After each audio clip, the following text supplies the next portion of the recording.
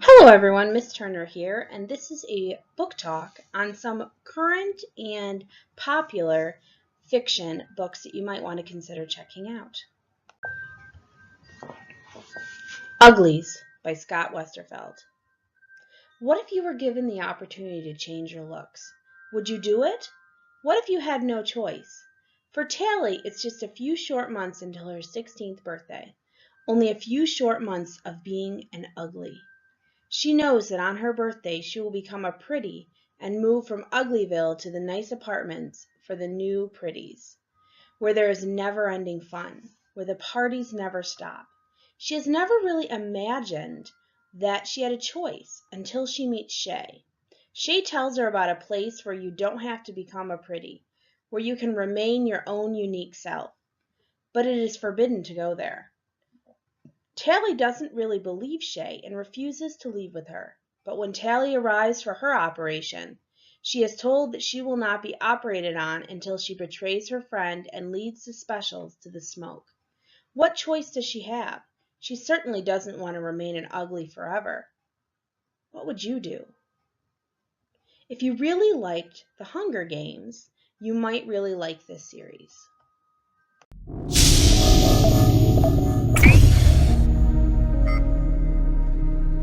We will make you pretty.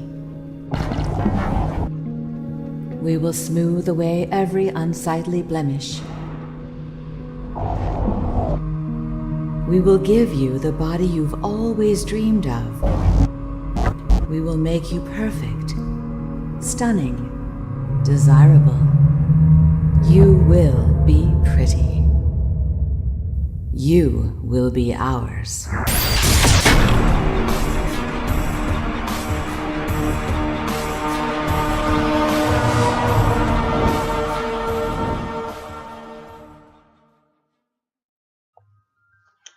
A teenage baseball star struggles not only with his game day stress, but also with the ever-present fear that his world is about to end. Brock Nickerson, whose name was Tommy last week, has more than his fair share of problems. Just like plenty of other kids, he worries about finals, baseball, and bullies. But he also has to think about which microwave meal he'll heat up for himself for dinner and when his dad will announce it's time for them to leave again. For good. His dad's job is mysterious and dangerous, and it requires them to stay on the run. Moving abruptly has only gotten harder as Brock gets older, and when he finds a great baseball coach and a good friend, and a potential girlfriend, the thoughts of leaving it all behind terrifies him even more. If you like sports books, you really should check out Tim Green's books. There are several new ones that have come into the library. Before The Hunger Games, Suzanne Collins wrote about Gregor and his journey into Underland. Gregor falls through the grate in his laundry room of his apartment building in New York City. He hurtles into the dark Underland like Alice down the rabbit hole. In Underland, spiders, rats, cockroaches exist uneasily with humans and are the size of humans.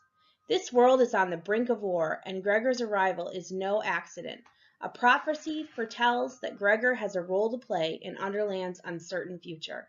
Gregor wants no part of it, until he realizes it's the only way to solve the mystery of his father's disappearance.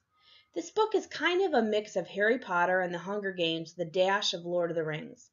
Gregor embarks on a dangerous adventure to battle the forces of evil. Reluctantly, Gregor embarks on this dangerous adventure that will change both him and the Underland forever.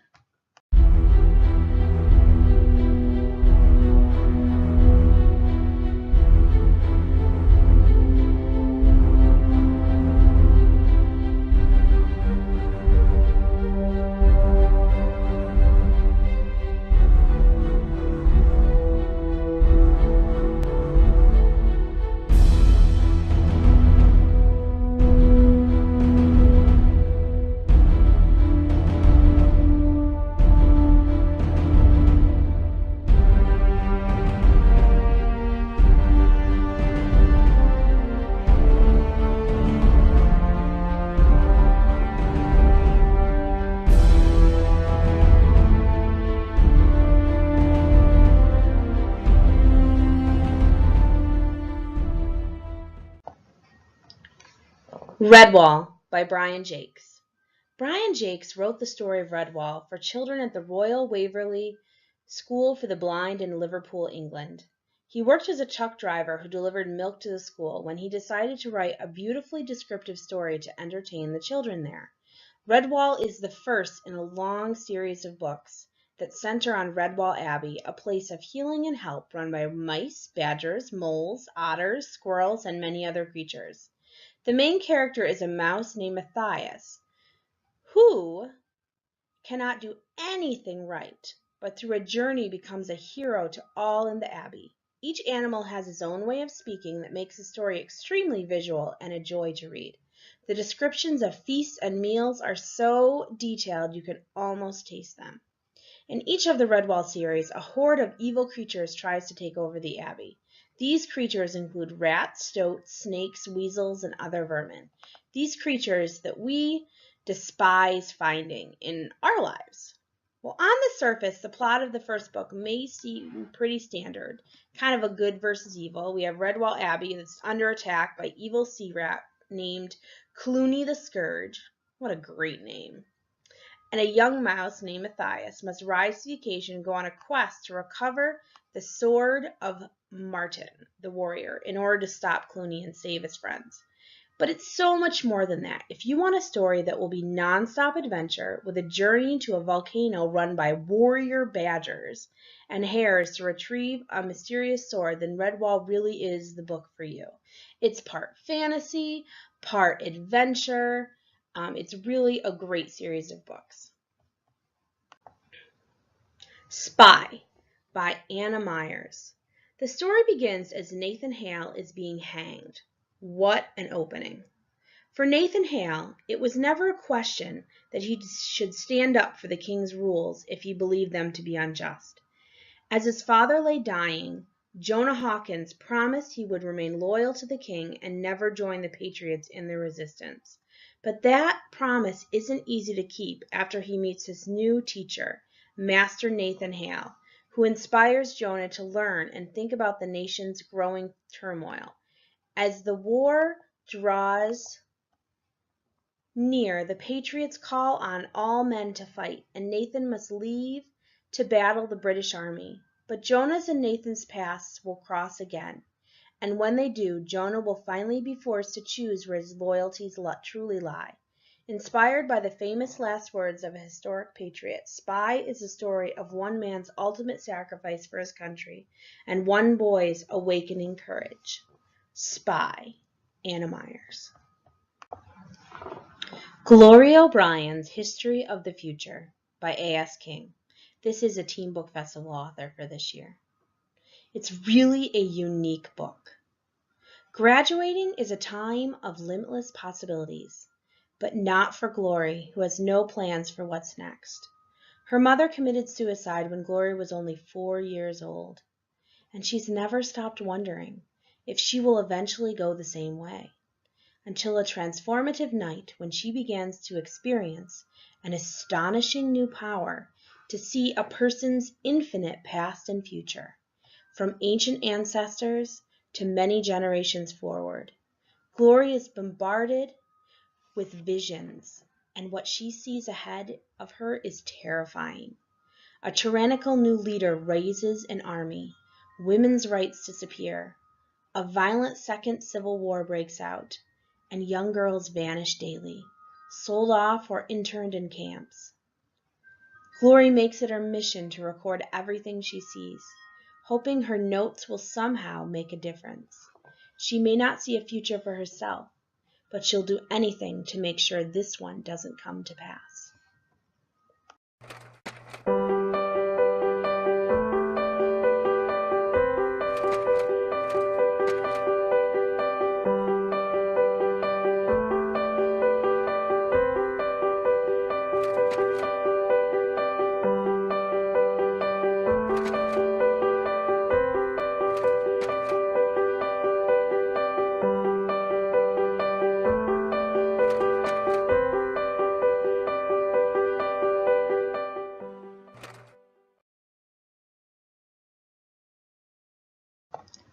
The Riverman by Aaron Starmer. To sell a book, you need a description on the back, so here's mine. My name is Fiona Loomis. I was born on August 11th, 1977. I am recording this message on the morning of October 13th, 1989. Today I am 13 years old. Not a day older, not a day younger. Fiona Loomis is Alice back from Wonderland. She is Lucy returning from Narnia. She is Coraline from the other world. She is the girl we read about in storybooks, but here's the difference. She is real. 12-year-old Alistair Cleary is her neighbor in a town where everyone knows each other. One afternoon, Fiona shows up at Alistair's doorstep with a strange proposition. She wants him to write her biography.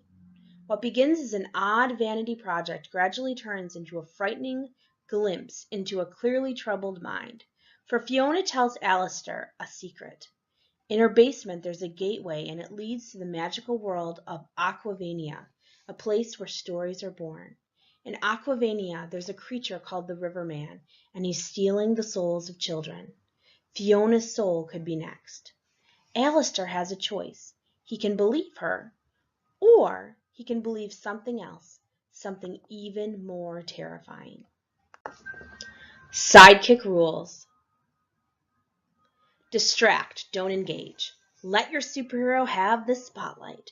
Remember, the hero is the cool, dark, mysterious one. You're the goofball. Chant your superhero's catchphrase on cue, no matter how corny it is.